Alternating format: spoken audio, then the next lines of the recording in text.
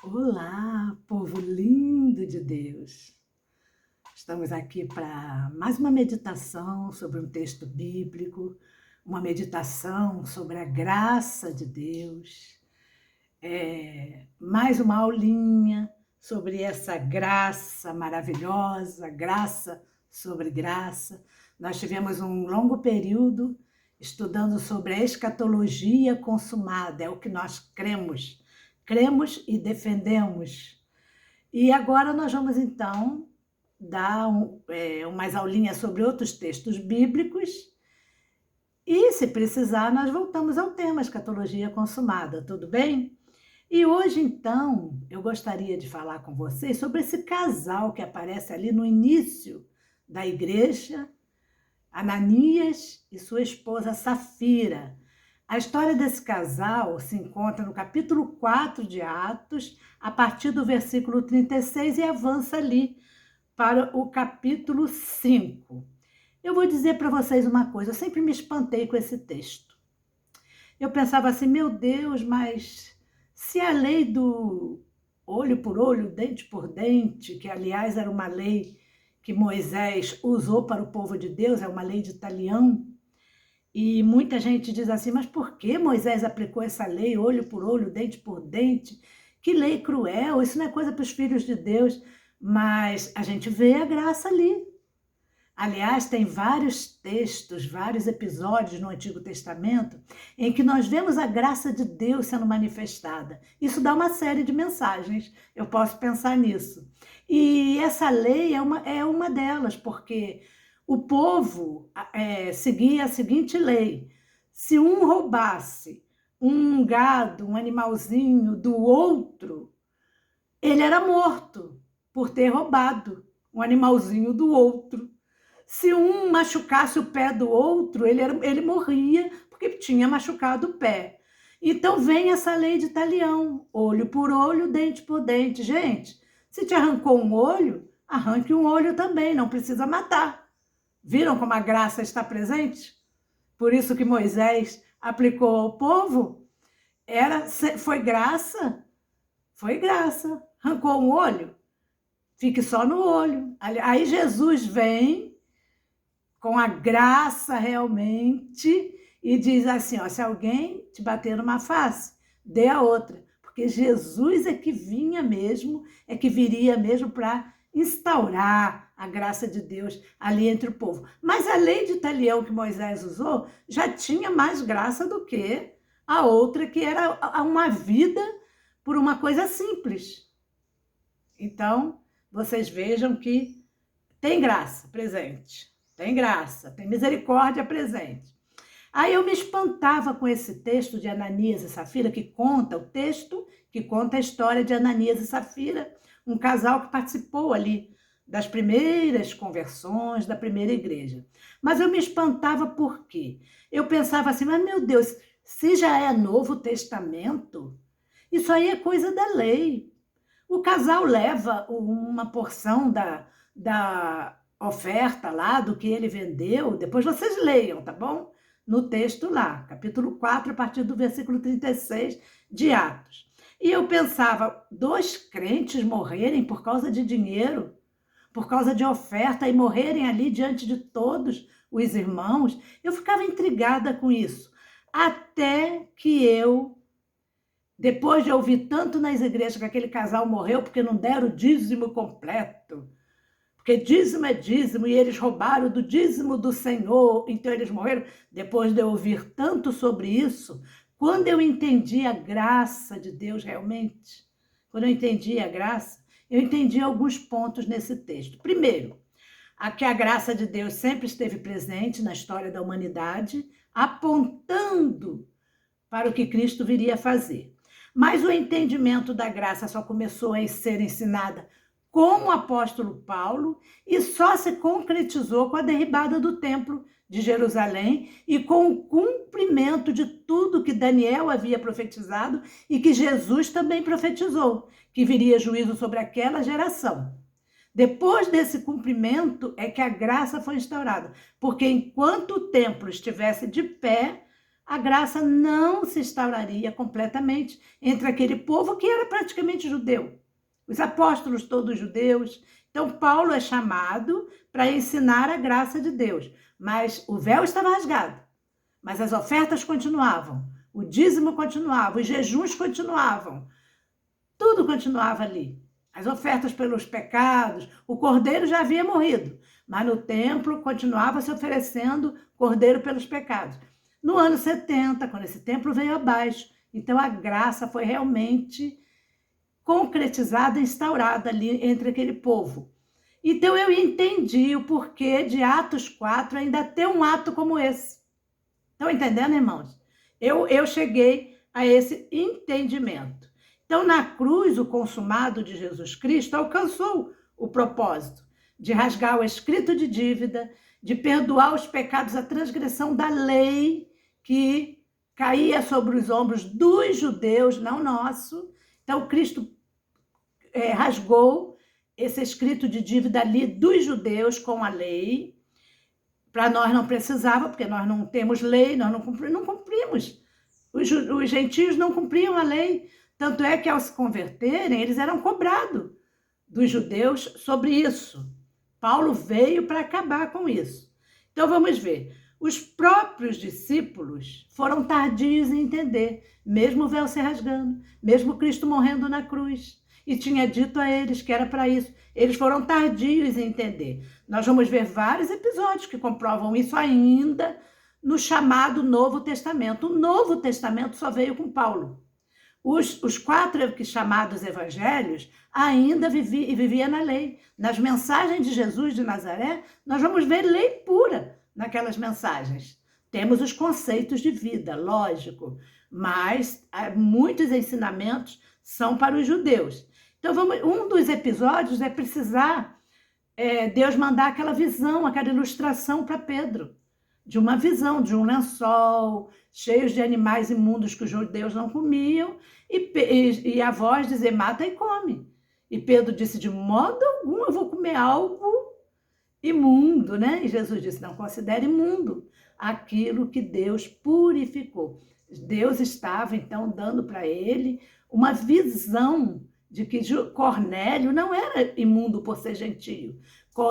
Cornélio também era para ser alcançado com a graça de Deus. Então, Pedro entendeu, veja bem, entendeu, mas não tinha animal nenhum ali para Pedro comer, não, animal imundo, não tinha. Pedro entendeu e era apenas uma ilustração, uma visão.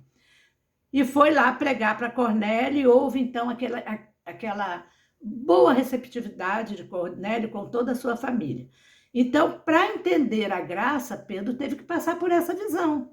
E Pedro foi o mesmo que aconteceu no episódio de Ananias e Safira. Então, o nosso entendimento vai sendo iluminado, nossa mente vai sendo iluminada para essas coisas.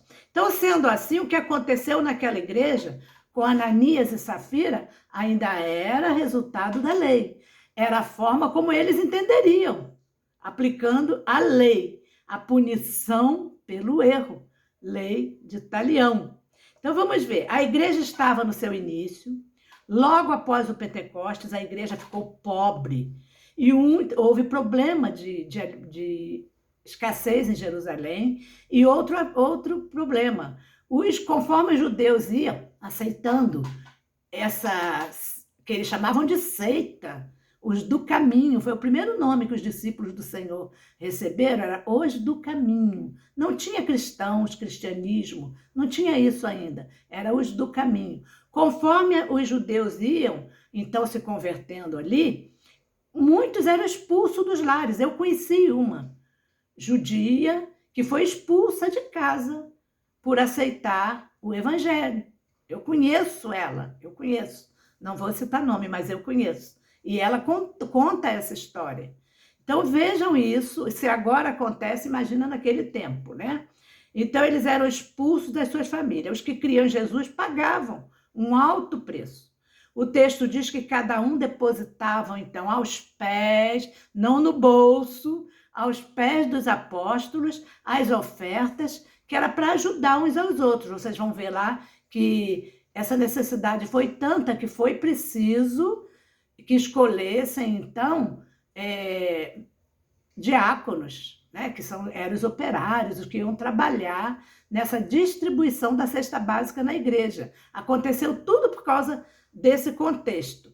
E então cada um que tinha a mais depositava aos pés dos apóstolos, não no bolso, e era dividido com os outros. E outro texto, então esse é um, que ainda não, a graça não imperava ali ainda. Outro, no texto diz que havia uma quantia, o texto não diz que havia uma quantia estipulada para a oferta. Não havia uma quantia estipulada. Mas entre aqueles irmãos havia um membro chamado José, que ele era natural de Chipre, ele era gentio.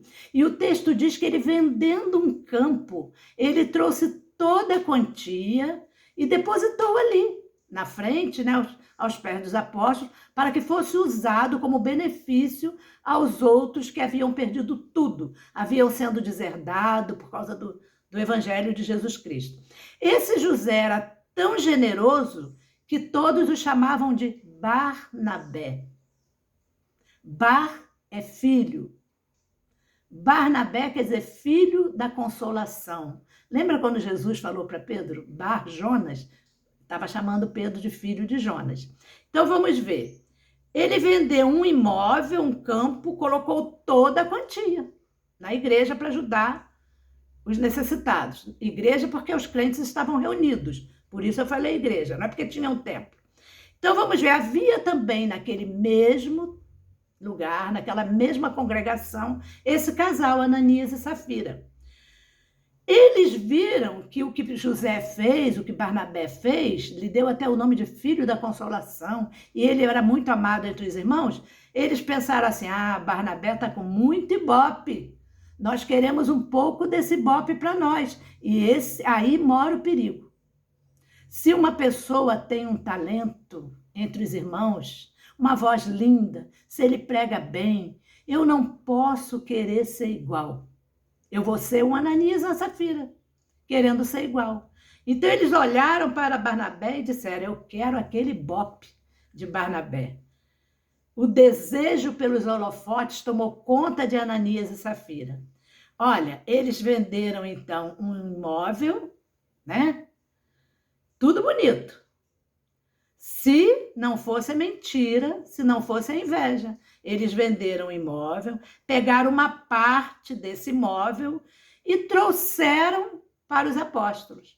Mas trouxeram, primeiro Ananias, né? Trouxe dizendo que estava trazendo todo o dinheiro, como Barnabé havia feito.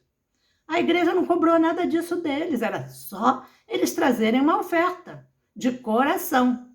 E aí vejam que o Espírito Santo, naquele momento, Deus derrama uma fagulha do conhecimento dele no coração de Pedro. Por que eu digo isso? Porque ninguém, além de Ananias e Safira, sabiam disso. Sabiam da quantia pela qual eles haviam vendido aquela propriedade. E nenhum dos dois contaram para Pedro. O texto diz que Ananias entra, coloca a oferta e, na mesma hora, Pedro teve uma fagulha do entendimento. Irmãos, uma fagulhinha só deu esse entendimento a Pedro. Imagina o conhecimento do nosso Deus e como ele tem conhecimento para derramar sobre nossas vidas também, quando nós fazemos, quando nós pregamos a sua palavra com humildade, com o desejo realmente de que almas sejam alcançadas, né? Por essa palavra de conhecimento. Então vejam que do coração de Ananias não saiu nada para Pedro. Do coração de Safira não saiu nada para Pedro. Mas do coração de Deus saiu uma fagulha de entendimento. E Pedro, então, teve o discernimento daquela situação. Olha as palavras de Pedro. Ananias, por que fizeste isto? Ananias, por que cometeste esta burrice, seu sem noção? Ó, irmãos, isso é meu, tá? Porque cometeste essa burrice, seu sem noção, é meu, é autoria minha, não tem nada a ver com a Bíblia, não tem isso não. Por que cometeste esta burrice? Que é por minha conta, né? A obra de assistência social em que a igreja estava empenhada era uma obra de Deus, tanto que Pedro diz: por que mentiste para Deus? Safira, aí o que acontece com Ananias? Cai morto e diz que os crentes tiraram o corpo dele dali, daquele onde estavam, ocultou o corpo dele ali, e entra Safira, sem saber que já era viúva, hein? Entrou toda faceira. Oba, agora também estou com o ibope de Barnabé. E ela entra toda faceira, viúva, sem saber que era viúva. E então ela entra e Pedro pergunta: vendeste o campo, portanto? E ela confirma, claro, né? A esposa, combinadinha com seu marido, confirmou. E o que acontece com Safira? Morre também. Meus irmãos, que poder é esse, hein? Que poder é esse? Que desceu essa fagulhinha na vida de Pedro. E esse mesmo Pedro, hein? Que depois, que havia negado Jesus, depois eu tenho um textinho também sobre isso, o mesmo Pedro que teve a visão depois para Cornélio. Pedro viveu muitas experiências, mas depois ele ainda decepciona Paulo, porque ele fica do lado dos judeus, na cobrança com os gentios, vocês sabem disso. Então, a obra de assistência social em que a igreja estava empenhada, vocês veem que era realmente uma obra de Deus. Tiago vai dizer que o verdadeiro evangelho é você cuidar dos órfãos e das viúvas. Quando nós vemos a oferta dali, naquela passagens ali, do chamado Novo Testamento e das cartas de Paulo, não fala em dízimo, não fala em quantia estipulada, é oferta de coração. Cada um contribua, segundo propor no seu coração. Era assim que Ananias e Safira tinha que ter contribuído. E é assim que José de Chipre, e chamado Barnabé, contribuiu. Então, vejam, mas uma coisa é bom que nós olhemos aqui. Olha, o texto diz que um grande temor sobreveio sobre aquela igreja. Se o texto diz isso, é porque aquela igreja estava sendo contaminada por esse espírito. Espírito de querer dar para aparecer. Entenderam, irmãos? Por isso que aconteceu isso. O texto diz que grande temor sobreveio sobre aquela igreja. Então, vejam lá, onde está a palavra de conhecimento hoje, no nosso tempo? Os pastores falam o que querem e as igrejas seguem o líder. Irmãos, ninguém questiona e não pode questionar. Dentro das igrejas evangélicas, você só pode contribuir e estar presente. Só isso que você pode fazer. Questionar, ensinar, nada disso. Você só ensina o que os pastores querem. Eu gostaria tanto que uma igreja dissesse: irmã Maria, pode vir ficar conosco e vem ensinar a graça para nós. Sabe quando vai acontecer isso? Nunca. Porque aí eles perdem os status. Não é assim? Onde está a palavra de conhecimento? Não tem. Agora, profecia, você vê muito hoje. Sabe por que a gente vê muito profeta hoje? Porque os falsos profetas não são mais apedrejados. Tempo da graça, eles não são mais apedrejados. No tempo da lei, eles eram. Então, eles ficam por aí, crescendo. Será que nós saberíamos discernir uma nota falsa da verdadeira? Não. Porque elas são muito parecidas, querido. Então, você ouve um falso profeta e você ouve, às vezes, um falso profeta e você pensa que ele está falando a verdade. É falso, é nota falsa, é difícil de se entender. Sabe quando que você vai poder entender que essa nota tão precisa, essa nota falsa tão precisa, é falsa? Quando realmente a espada do Espírito, a palavra de Deus estiver bem afiada em você. Quando a Bíblia não for apenas um livro para você escrita em papel e nem de pedra, mas ela foi escrita em seu coração, que ao ouvir lá na frente alguma coisa assim, a palavra está no seu coração, você não precisa abrir para ler, então você vai detectar que a nota é falsa. Profecia se vê muito hoje por isso, porque os profetas não são apedrejados. É difícil discernir o falso profeta do verdadeiro. Só quem tem a palavra escrita no coração. A palavra escrita no coração, só como dom do Espírito Santo de Deus. Então vejo que quando ela veio a Pedro, o resultado foi a morte de quem estava no erro. Ananias e Safira. Mas a igreja ficou em grande temor e cresceu assustadoramente. Então, querido, o verdadeiro filho, o herdeiro de Deus, não segue a homens. Ele tem que saber discernir. Ele não vive na lei. O herdeiro de Deus vive na graça. Graça sobre graça. Que Deus te abençoe. Você já é abençoado com toda a sorte de bênçãos. Te abençoe a entender essa palavra que eu trouxe hoje para você. Amém e amém.